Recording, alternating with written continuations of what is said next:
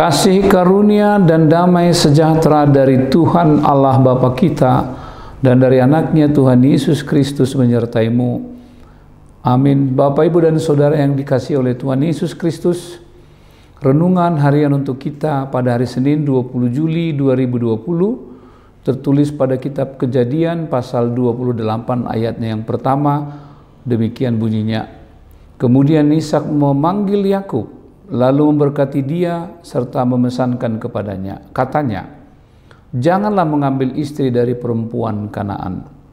Salam sejahtera dalam Kristus Yesus Tuhan kita bagi remaja, naposo, ama, ina, dan lansia yang kami kasihi. Beberapa pasangan muda-mudi yang telah menjalin hubungan sebagai kasih yang saling menyayangi dan mengaku telah mengalami kecocokan hati, jiwa, dan lain-lain, kemudian menerima sebuah pukulan yang hebat saat mereka menyampaikan niat baik mereka untuk melanjutkan hubungan itu ke tingkat yang lebih tinggi, yakni keinginan membentuk rumah tangga yang baru. Orang tua mereka dengan emosi yang meninggi sontak langsung menolak rencana mereka secara terang-terangan. Bukan sekedar bersikap emosional saja, bahkan dengan tegas memberikan wejangan dalam sebentuk peringatan keras akan bahaya yang akan mereka hadapi ke depan. Sang ibu mulai dengan kalimat, "Kamu kenal enggak dengan si Polan?" Lalu mulai menyebut nama satu persatu sambil menunjukkan ekspresi muka yang marah. Apa yang terjadi dengan keluarganya? Berantakan dan bubar, Kak? Tahu sendiri dengan nada yang meninggi. Sang suami terus mencoba menenangkan istrinya, namun tak cukup berhasil karena emosi yang tak terbendung. "Tidak, Pak, ini tak boleh dikasih hati. Pokoknya biar pacarnya itu diputusin aja daripada dia susah di kemudian hari. Kan masih banyak teman seiman di gereja." Demikian sang ibu menutup pembicaraan yang telah memanas itu. Bapak, Ibu, dan saudara-saudara yang dikasihi Tuhan, pengalaman-pengalaman semacam itu mungkin pernah kita hadapi. Setidaknya keluarga atau sahabat kita. Jauh-jauh hari sebelum anak-anak kita lebih dekat atau intim dalam pergaulannya dengan seorang wanita atau pria yang kemudian menjadi pacar, orang tua sudah mengingatkan, sudah memberi semacam lonceng peringatan supaya dipikirkan dengan baik. Anak-anak mereka diminta tak mengabaikan warning mereka, sebagaimana yang diingatkan oleh Ishak kepada anaknya Yakub dalam bentuk amanat atau pesan. Jangan mengambil istri dari perempuan Kanaan. Hati-hati mengambil istri dari yang tidak seiman, karena dengan iman kepercayaan perempuan itu mereka akan menyembah ilah-ilah lain, kemudian akan meninggalkan imannya kepada Allah pencipta langit dan bumi. Padahal titah pertama itu dengan tegas menyeru, "Akulah Tuhan Allahmu." Seru Tuhan kita, tidak boleh ada Allah lain kecuali aku. Ishak tentu tak mau anaknya Yakub kemudian meninggalkan Allah karena seorang perempuan Kanaan yang menyembah ilah-ilah patung dan lain-lain. Kecantikan dan pesona Delila dapat merusak hatinya, menundukkan jiwanya, kemudian kehilangan kuasa pertolongan Allah.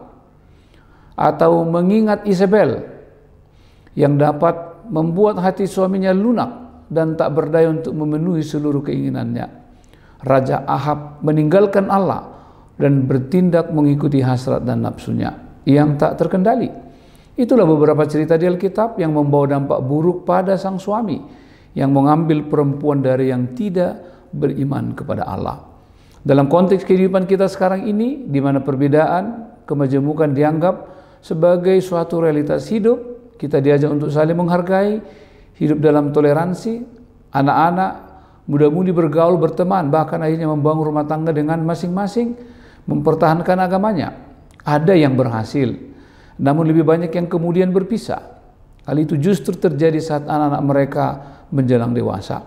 Tentu kita tidak mau menilai kehidupan pribadi mereka, namun yang ingin kita tekankan adalah betapa sulitnya tantangan yang kemudian mereka hadapi, apalagi menyangkut iman kepercayaan yang tidak sama. Karena itulah renungan hari ini semacam lonceng peringatan dini bagi kita yang hidup di zaman sekarang ini dalam iklim pluralisme. Carilah perempuan yang seiman, yang sepadan dengan iman percayamu dalam Yesus Kristus, tanpa tergoda menyalahkan iman yang lain. Mari kita ajarkan kepada anak-anak kita, pasangan muda-mudi yang saat ini sedang mendesain masa depan kehidupan mereka dalam membangun rumah tangga. Bila ingin merencanakan kehidupan keluarga, carilah wanita atau pria yang seiman dengan kita, sehingga itu akan membawa kehidupan yang bahagia dengan Tuhan Yesus yang telah mengorbankan hidupnya bagimu, bagi kita, dengan meletakkan Tuhan Yesus sebagai dasar dari kehidupan keluarga. Dan percayalah, dengan Yesus Kristus sebagai dasar bagi keluarga akan membawa mereka hidup dalam sukacita dan kebahagiaan. Amin. Mari kita berdoa. Terima kasih Tuhan untuk firman-Mu hari ini, di hari pertama di minggu ini, menguatkan dan menginspirasi kami, supaya di dalam hidup kami dapat melakukan pilihan-pilihan yang sesuai dengan kehendak-Mu, yang meletakkan Yesus sebagai dasar dalam seluruh hidup kami, termasuk dalam membangun rumah tangga yang baru. Tuhanlah yang menolong seluruh anak-anak muda supaya mereka memakai akal sehat, memakai hikmat bijaksana yang daripada-Mu dalam menentukan pasangan hidup mereka, yang dapat membawa mereka kepada kebahagiaan dan sukacita. Biarlah Yesus dihadirkan sebagai dasar yang akan membentuk seluruh kehidupan dan rencana mereka. Sertai kami Tuhan mengawali hari ini, biarlah dengan pertolongan-Mu kami dikuatkan. Kuatkan seluruh jemaat-Mu di tengah-tengah pandemi ini, tetap bersemangat, tetap mengandalkan Tuhan dalam melakukan seluruh aktivitas mereka. Terima kasih Tuhan, kami naikkan syukur kami ini hanya dalam Yesus Kristus Tuhan kami. Amin. Anugerah Tuhan kita Yesus Kristus, kasih setia Allah Bapa dan persekutuan dengan Roh Kudus menyertai-Mu hari ini sampai selama-lamanya. Amin.